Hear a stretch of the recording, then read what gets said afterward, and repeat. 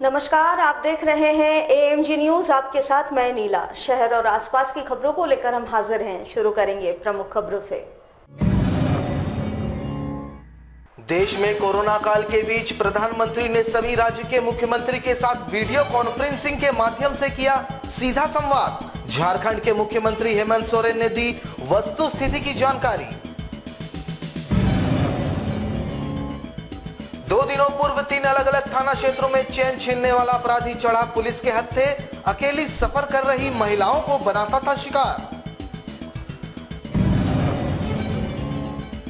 जुगसलाई में हुए गोलीकांड के अभियुक्त मनीष सिंह ने जुगसलाई पुलिस के समक्ष किया आत्मसमर्पण। पुलिस जुटी आगे की जांच में।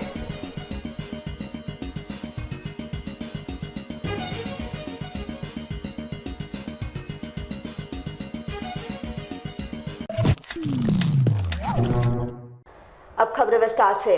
मंगलवार को कोरोना महामारी काल के बीच देश के प्रधानमंत्री एक बार फिर सभी राज्यों के मुख्यमंत्री के साथ वीडियो कॉन्फ्रेंसिंग के माध्यम से जुड़े और सभी राज्यों के वस्तु स्थिति की जानकारी हासिल की। इस दौरान झारखंड राज्य के मुख्यमंत्री हेमंत सोरेन ने भी वीडियो कॉन्फ्रेंसिंग के माध्यम से प्रधानमंत्री मोदी से बातचीत की और राज्य भर में कोरोना के रोकथाम के लिए चलाए जा रहे कार्यों की विस्तृत जानकारी दी। जमशेदपुर में विगत 2 दिनों पूर्व 3 अलग अलग थाना क्षेत्रों में चैन छीनते की घटना को अपराधी ने अंजाम दिया था। इस कांड का उद्भेदन जिला प्रशासन ने कर दिया है। पुलिस ने इस कांड में शामिल अभियुक्त को गिरफ्तार कर लिया है, साथ ही उसे न्यायिक हिरासत में भी भेज दिया है। 2 दिनों पूर्व 3 अलग अलग थाना क्षेत्रों में महज 2 घंटे के भीतर 4 अलग अलग महिलाओं से चैन छीनते की घटना को अपराधी ने अंजाम दिया था और पुलिस के सामने अपराधी को पकड़ने की बड़ी चुनौती थी। विशेष टीम का गठन कर पुलिस ने तत्परता दिखाते हुए कांड का उद्भेदन करते हुए अपराधी मोनू प्रसाद को गिरफ्तार कर लिया। मोनू प्रसाद मानगो थाना क्षेत्र का निवासी था और पेशेवर चोर था। इसके पास से पुलिस ने एक मोटरसाइकिल, सोना वजन करने वाली मशीन तथा 6 मोबाइल फोन बरामद किया है। पूर्व में भी इस अपराधी का आपराधिक इतिहास रहा है। पुलिस के मुताबिक अकेली सफर करने वाली महिलाओं को यह अपना शिकार बनाता था और उनसे छीनताई किया करता था। फिलहाल पुलिस ने अपराधी को न्यायिक हिरासत में भेज दिया है और आगे की जांच में जुट गई है। एक ही दिन में 4 जगह पे चैन छीनते की घटना हुई। साक्षी में 2, बिष्टुपुर में 1 और कदमा में 1। सभी एक मोटरसाइकिल में एक व्यक्ति। इसका एमओ ये से था कि महिला जो अकेले गाड़ी में जा रहे हैं उनके पीछे एक मोटरसाइकिल में एक व्यक्ति जाके चैन छीनते किया है। तो चारों जगह पे इसमें केस दर्ज हुआ था। इसमें तुरंत सिटी एसपी के नेतृत्व में जांच दल बैठाया गया है और इनके द्वारा अच्छी तरह अनुसंधान करते हुए जो इसमें शामिल व्यक्ति है मोनू प्रसाद, ये उड़ीसा के रहने वाला है, थाना बेलपहाड़, और ये मांगो में घर लेके रेंट में रहते थे। इनको हम लोग गिरफ्तार किए हैं और इनसे 6 मोबाइल और 1 सोना तोलने वाला मशीन और ये चीज़ बरामद हुआ है। और इन्होंने अपने स्वीकार भी बयान में भी एक्सेप्ट किया है कि कांड करने का। लेकिन हम लोग जो इसमें सोना प्राप्त हुआ है, तो सारी सोना जो इन्होंने चोरी किया है उसी को हम लोग रिकवरी करने के लिए प्रयास कर रहे हैं। जमशेदपुर पुलिस को एक बड़ी सफलता हाथ लगी, जहां 2 दिन पूर्व जुगसलाई थाना अंतर्गत गोली चालन घटना का अभियुक्त मनीष सिंह ने जुगसलाई पुलिस के समक्ष आत्मसमर्पण कर दिया। वहीं पुलिस उसे गिरफ्तार कर आगे की कार्रवाई में जुट गई है। 2 दिन पहले जुगसलाई गौशाला चौक के निकट गौशाला टॉकीज के पास आपसी विवाद में जुगसलाई निवासी मनीष सिंह के द्वारा अंधाधुंध फायरिंग की गई थी। इस फायरिंग में जुगसलाई निवासी सुजीत सिंह उर्फ बंटी के पेट में गोली लगी, जहां घायल अवस्था में सुजीत सिंह को टाटा मुख्य अस्पताल में भर्ती करवाया गया था, जहां उनका इलाज चल रहा है। वहीं पुलिस ने दबाव बनाया, थक हार कर मनीष ने जुगसलाई थाने में थाना प्रभारी के समक्ष आत्मसमर्पण कर दिया। इस संबंध में जानकारी देते हुए डीएसपी आलोक रंजन ने बताया कि गोली चालन घटना का अभियुक्त मनीष सिंह ने आत्मसमर्पण कर दिया है। घटना के पीछे क्या कारण है, मनीष के साथ और कौन कौन लोग हैं, हथियार कहां से आया, इन सब के विषय में पता लगाने की कोशिश की जा रही है। अभी 1-2 दिन पहले एक घटना हुई थी गौशाला टॉकीज़ में, एक गोली चलाने की। तो उसी में अभियुक्त हैं मनीष सिंह, जो अभी थाना पे आए थे। आकर के सरेंडर किए हैं थाना प्रभारी जुगसलाई के सभी। तो अभी हम लोग आगे की पूछताछ करके और आगे बेहतर कार्रवाई कर रहे हैं उसको। जमशेदपुर पूर्वी के निर्दलीय विधायक सह भारतीय जन मोर्चा के संस्थापक सरयू राय ने राज्यसभा चुनाव में अपने मताधिकार का प्रयोग भाजपा तथा झामुमो के पक्ष में किए जाने का दावा किया है। बातचीत के क्रम में श्री राय ने कहा कि वर्ष 1995 से भाजपा के उम्मीदवार दीपक प्रकाश उनके अच्छे सहयोगी रहे। उस वक्त वे भाजपा के नेता थे और पार्टी को मजबूती प्रदान करने हेतु दीपक प्रकाश ने उनकी काफी मदद की थी, जिस कारण वे अपना एक वोट दीपक प्रकाश को देंगे। वहीं उन्होंने कहा कि वह अपना दूसरा वोट झामुमो के प्रत्याशी शिबू सोरेन को देंगे। उन्होंने कहा कि कांग्रेस के पास वोट की संख्या कम है, बावजूद इसके कांग्रेस ने खरीद फरोख्त की नीति को अपनाते हुए अपना उम्मीदवार उतार दिया है। इस कारण वे अपना समर्थन कांग्रेस को नहीं देंगे।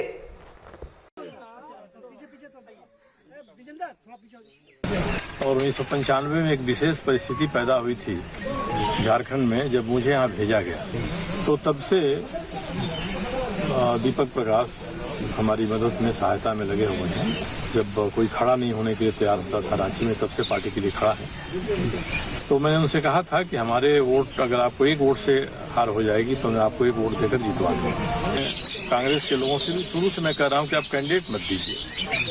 जब आपके पास वोट नहीं है तो अनावश्यक रूप से खरीद फरोख्त का माहौल बनाने से पूरे झारखंड की छवि देश भर में बिगड़ती है। उन्होंने उम्मीदवार दे दिया। मैं कह रहा था कि उम्मीदवार को शिथिल कर दीजिए। आप नहीं शिथिल करिएगा तो हम सभी पर आक्षेप आएगा। कोई मिलने आएगा तो लगेगा कि इनको मैनेज करने के लिए जा रहा है। तो ऐसी स्थिति में मैंने स्पष्ट कर दिया कि हमारे पास 2 वोट हैं। एक वोट मैं दीपक प्रकाश जी को दूंगा, एक वोट शिबू सोरेन जी को दूंगा। ये मैंने स्पष्ट कर दिया। सरायकेला थाना के पाटा हंसल गांव में एक नाबालिग पुत्र ने पारंपरिक हथियार से वार कर अपने पिता की हत्या कर दी। वहीं घटना की सूचना मिलते ही मौके पर पुलिस पहुंची और हत्यारे पुत्र को गिरफ्तार कर लिया। पुलिस ने हथियार भी जब्त कर लिया है। वहीं पुलिस मामले की जांच में जुटी है। बताया जा रहा है कि मृतक चकाई सोई अक्सर अपने पत्नी को पीटता था, जिसको लेकर बीती रात उसके नाबालिग पुत्र से मारपीट हुई। वहीं अपने पिता की हरकत से आक्रोशित पुत्र ने पारंपरिक हथियार से हमला कर अपने पिता की हत्या कर दी। उधर पुलिस घटना की सूचना पाकर मौके पर पहुंच गई और मामले की जांच में जुट गई। अपने पिता को बेटा नाबालिग है जो जिनकी हत्या कर दी गई है। बाकी जांच चल रही है। अच्छा, आगे जो भी इंफॉर्मेशन होगा हम लोग शेयर करेंगे। कोई हथियार से मारा है। बाकी अनुसंधान के क्रम में बाकी सब बात सामने आएंगी। ऐसा कहा जा रहा है पिया हो रहा है, वो तो पोस्टमार्टम रिपोर्ट के बाद ही पता चल पाएगा। देश में जारी कोरोना संक्रमण के बीच सीपीएम ने 4 सूत्री मांगों को लेकर देशव्यापी प्रदर्शन किया। अपने 4 सूत्री मांगों को लेकर इन्होंने प्रदर्शन किया, साथ ही केंद्र सरकार से इस पर जल्द ही कार्रवाई किए जाने की मांग उठाई। इस दौरान इन्होंने केंद्र सरकार से वैसे लोग जो इनकम टैक्स के दायरे में नहीं आते हैं, उन्हें अगले 6 महीने तक हर महीने भत्ता बैंक में दिए जाने की मांग की। साथ ही वैसे परिवार के हर सदस्यों को हर महीने 10 किलो अनाज दिए जाने की मांग की। साथ ही मनरेगा के तहत शहरी क्षेत्र के प्रवासी मजदूरों को रोजगार दिए जाने और इसके तहत 500 रुपए भत्ता दिए जाने की मांग की। वहीं इन्होंने देश के सरकारी संपत्तियों को अविलंब बेचने से रोक लगाने की मांग भी की है। दिल्ली पूरे हिंदुस्तान में 4 डिमांड को लेकर के हम लोग सीपीएम पार्टी प्रदर्शन कर रही है, जिसमें पहला डिमांड यही है, जो इनकम टैक्स पेई नहीं है उसको 7,500 रुपया 6 महीना तक आप उसके खाता में देते रहिए कि 10 किलो अनाज एक फैमिली को, एक कार्ड में एक आदमी के नाम पर 10 किलो अनाज उसको 6 महीना तक दीजिए। तीसरा मांग है कि मनरेगा के तहत और प्रवासी मजदूर जो बाहर से आए हैं, इनको रोजगार की व्यवस्था मनरेगा के अंदर दिया जाए 500 रुपया रोज पर। यहाँ के रोजगार, शहरी क्षेत्र के बेरोजगारों को रोजगार की व्यवस्था करें। उसके बाद इस देश का जो कोयला, लोहा, इवन बैंक, LIC, इस सबको औने पौने दाम पर जो भारत देश की संपदा को लुटा रही है और अपने लगे भग्गों को दे रहा है, जो केयर फंड में पैसा उसा दिया है उन लोग को दे रहा है, इसको बेचना बंद करे।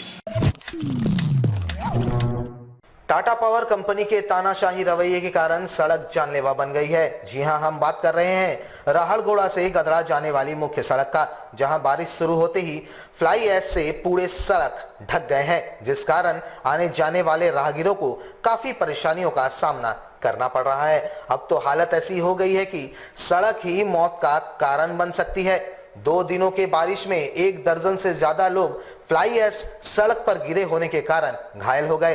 हालांकि बस्ती वासियों ने टाटा पावर के खिलाफ मोर्चा खोल दिया है और कहा कि अगर अविलंब सड़क से स्लैग को नहीं हटाया गया तो टाटा पावर कंपनी गेट पर जोरदार प्रदर्शन किया जाएगा। ये जो गोविंदपुर रेलवे क्रॉसिंग से लेकर के और राहड़गोड़ा बारीगोड़ा सरजमजा जाने का जो मेन रोड है, यहाँ पर पेट्रोल पंप भारत पेट्रोलियम के पास पुलिया हमेशा जाम हो जाता है। और जाम होने का कारण यह है कि टाटा पावर जो ऐश डस्ट छोड़ता है ना, वो पानी होने से सब यहाँ के जम जाता है। उसके साथ ही साथ और भी जो कचरा होता है वो सब आकर के पुलिया के नीचे, क्योंकि होम पाइप से बना हुआ है, बहुत पुराना है, तो उसके कारण जाम हो जाता है। जाम होने से क्या होता है, पानी फ्लो ओवर होता है। फ्लो ओवर होने से ये मेन रोड बहुत चालू है, डेली हज़ारों 10,000 लोग इसे आते जाते हैं, तो लोगों को आने जाने में दिक्कत होता है। और इतना इसका तेज बहाव है कि इसमें बच्चा और औरत लोग, महिला कई बार मैंने बहते बहते बची है। हम लोग स्थानीय लोग हैं यहाँ के, तो हम वैसे तो कोल्हान का सबसे बड़ा सरकारी अस्पताल एमजीएम किसी न किसी विवाद में घिरे रहता है, लेकिन कभी कभी अस्पताल के कर्मचारी वह कारनामा कर जाते हैं जिससे इस बात का पता चलता है कि मानवता अभी भी जिंदा है। ताजा मामला एमजीएम अस्पताल के गेट पर लावारिस अवस्था में बैठे एक बुजुर्ग का है, जो शरीर में असहनीय पीड़ा लेकर कर्रा रहे थे, जिसे अस्पताल में तैनात होमगार्ड के जवान और स्वास्थ्यकर्मी तत्काल बुजुर्ग को रेस्क्यू कर अस्पताल के भीतर ले गए, जहां अस्पताल कर्मियों ने बुजुर्ग को फर्स्ट एड दिया। बताया जाता है कि बुजुर्ग का नाम तुलसी राय है और वे जादूगोड़ा के रहने वाले हैं। फिलहाल बुजुर्ग की स्थिति ठीक नहीं है। ये आदमी जब हम सुबह ड्यूटी हैं मॉर्निंग में, तो देखे कि यहाँ पे पड़ा हुआ है, हम गेट के पास, मेन गेट के पास पड़ा हुआ है। तो हम लोग दिन भर देख, करीब 10:30-11 बजे देखे किसी का कोई नहीं आया, तो हम लोग समझ गए कि अगला लवारिस है। देखे कि यहाँ पे घाव हो गया है, कीड़ा उड़ा भी लग गया था उसमें, तो उसको हम लोग अच्छा नहीं लगा था। हम लोग ले जाकर उसको पूरा काफ़ी मैंने वो रोने टाइप का अगला कर रहा था। हम लोग ले जाकर अगला की इमरजेंसी में पूरा ड्रेसिंग बढ़िया से साफ उफ करवा दिए और फिर इसको ले आके यहाँ पे हम लोग ये एक्चुअल में लवारिस है, लेकिन रहने वाले बता रहे हैं आपका रंगड़ी मंदिर, इनका कोई नहीं है। नाम इनका है तुलसी राय और इनका तुलसी राजपूत राय, पिता का नाम है पोदार।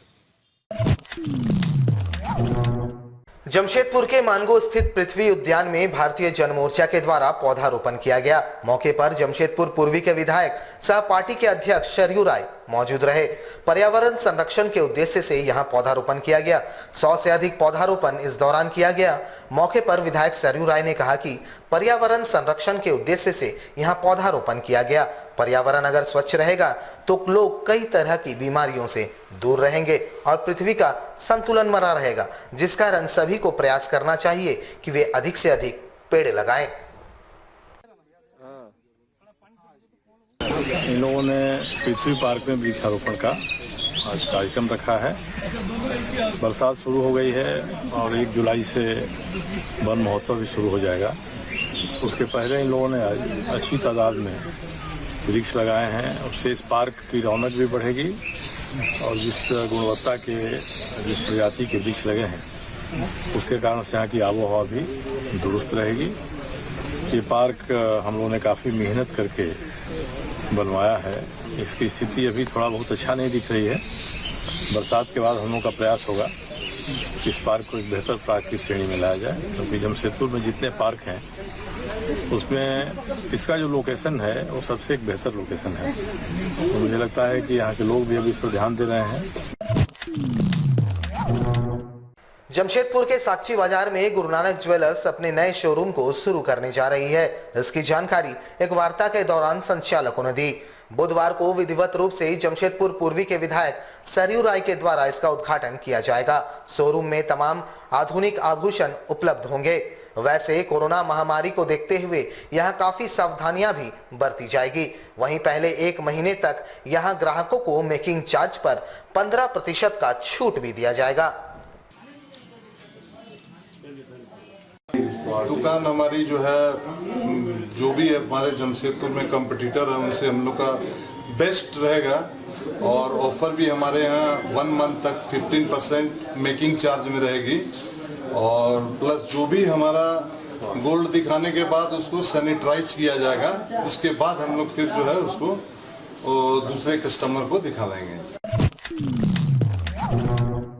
हमारे साथ लगातार जुड़े रहने के लिए आप हमें YouTube पर जरूर सब्सक्राइब करें। आज के लिए बस इतना ही। कल आपसे फिर मिलेंगे कुछ नई खबरों के साथ। तब तक के लिए AMG न्यूज़ की पूरी टीम को दीजिए इजाजत। नमस्कार।